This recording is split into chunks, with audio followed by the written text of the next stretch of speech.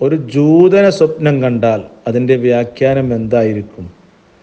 കാരണം ഇപ്പോൾ മീഡിയകളൊക്കെ വീക്ഷിക്കുന്ന, അതുപോലെ തന്നെ പത്രങ്ങളൊക്കെ വീക്ഷിക്കുന്ന നമ്മെ സംബന്ധിച്ചിടത്തോളം നമ്മൾ കണ്ടുകൊണ്ടിരിക്കുന്നത് ഇസ്രായേൽ ഫലസ്തീനിൽ കാണിക്കുന്ന നരനായാട്ടുകളും അവിടെയുള്ള ഒരുപാട് പീഡനങ്ങളും പ്രയാസങ്ങളും ഒക്കെ കാണുമ്പോൾ സ്വാഭാവികമായിട്ടും ഉറങ്ങുമ്പോഴും ചിലപ്പോൾ ഒരുപക്ഷെ നമ്മളൊക്കെ സ്വപ്നത്തിൽ കാണലും അത് തന്നെയായിരിക്കും. യുദ്ധങ്ങളും ഉപരോധങ്ങളും അക്രമങ്ങളും ബോംബും മിസൈലുകളും ഒക്കെ ആയിരിക്കും.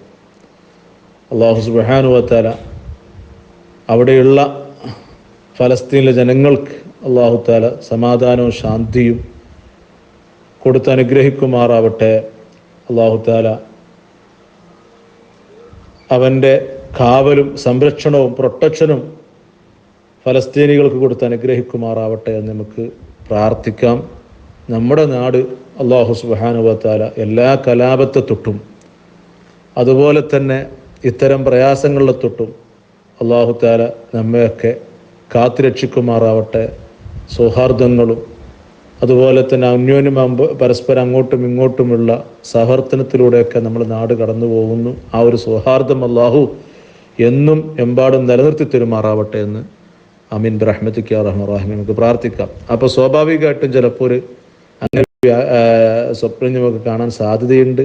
അപ്പോൾ ഒരു യഹൂദനെ സ്വപ്നം കണ്ടാൽ അതാണ് ഒരു ജൂതൻ. അവനെ സ്വപ്നം കണ്ടാൽ പോലും അതിൻ്റെ വ്യാഖ്യാനം ഉലമാ പറയുന്നത് അത് അത്ര നല്ലൊരു വ്യാഖ്യാനം അല്ല.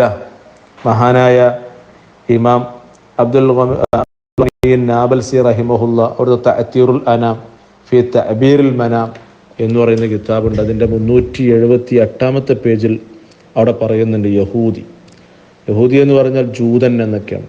ഹുവ ഫിൽ മനാമി, അങ്ങനെ ഉറക്കിലൊരാൾ കാണുകയാണ് എന്നുണ്ടെങ്കിൽ അദുവ്വൻ, ശത്രു എന്നാണ്.